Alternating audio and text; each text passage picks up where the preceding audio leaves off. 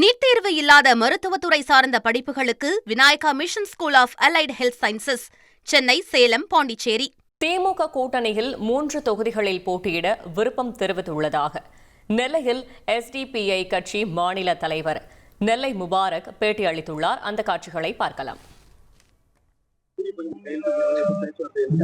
அதான் இப்போ நாங்க ஏற்கனவே முதல் கட்ட பேச்சுவார்த்தைக்கு போயிருக்கிறோம்.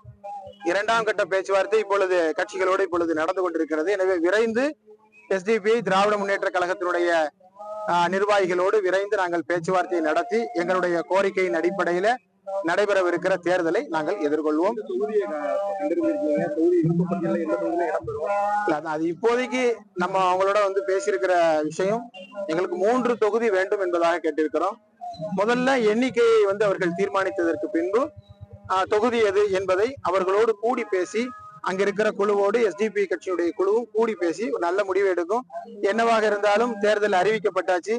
ஏப்ரல் மாதம் 23ஆம் தேதி தமிழகம் தேர்தலை எதிர்கொள்ளவிருக்கிறது. மே மாதம் 4ஆம் தேதி இந்தியாவே திரும்பி பார்க்கிற ஒரு மாபெரும் வெற்றியை திராவிட முன்னேற்ற கழகத்தின் தலைமையிலான SDPI இணைந்திருக்கிற இந்த கூட்டணி வெற்றி பெறும். எனவே இன்னொரு 2-3 நாட்களில இந்த விஷயத்தை நாங்கள் உடனடியாக இது எதுவுமே இப்பொழுதைக்கு தீர்மானிக்கப்படல.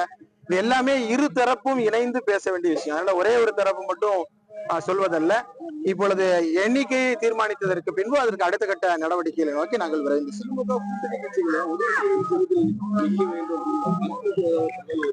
இல்ல, இது நாங்களாகத்தான் இப்பொழுது நாங்கள் அதை சொல்லியிருக்கிறோம்.